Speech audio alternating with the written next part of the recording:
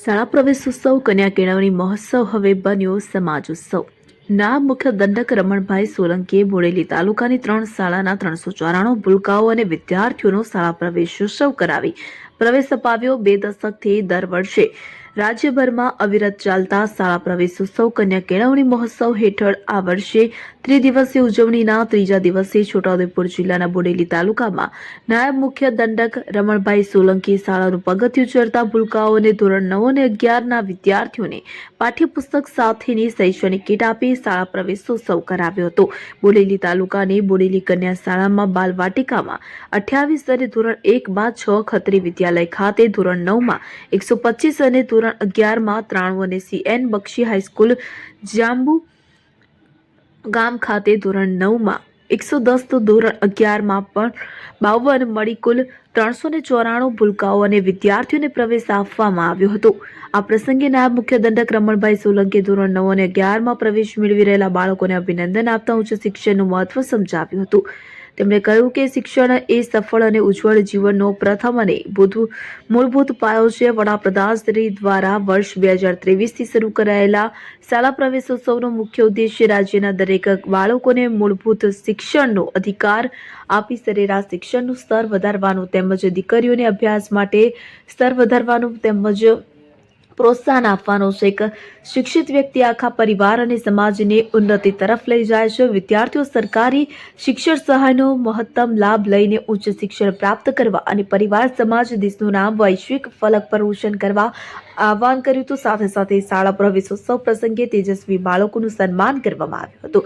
વૃક્ષારોપણ કરી પર્યાવરણ જાળવણીનો સંદેશ પાઠવ્યો હતો। આ કાર્યક્રમમાં તાલુકા પ્રાથમિક શિક્ષણાધિકારી નારસિંહભાઈ, સરપંચો, શાળાના આચાર્ય, શાળાના સ્ટાફ,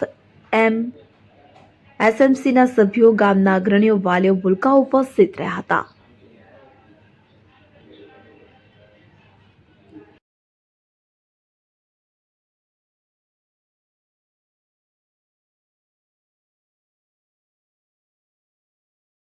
ગુજરાત સરકારના શિક્ષણ વિભાગ દ્વારા તારીખ 26, 27, 28 આ 3 દિવસ કન્યા કેળવણી અને શાળા પ્રવેશોત્સવ સમગ્ર ગુજરાતમાં યોજાઈ રહ્યો છે। મને પણ સરકાર દ્વારા છોટાઉદેપુર જિલ્લાની 9 શાળાઓમાં જવા માટે આવવાનું થયું છે।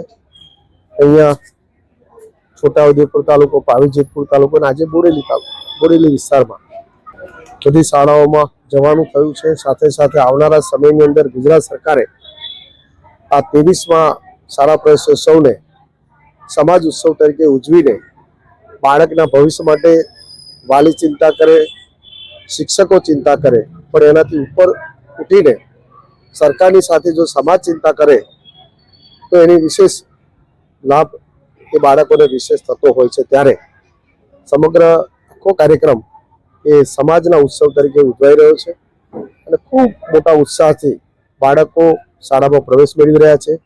વાલીઓ પણ તમે જોતા હશો તો જેટલા બાળકો પ્રવેશ કર્યો એટલા જ વાલીઓ એ શાળામાં આજે છે। એટલે એ પણ આપણને બતાવે છે કે વાલીઓ પણ બાળકના ભવિષ્ય માટે ખૂબ ચિંતિત છે।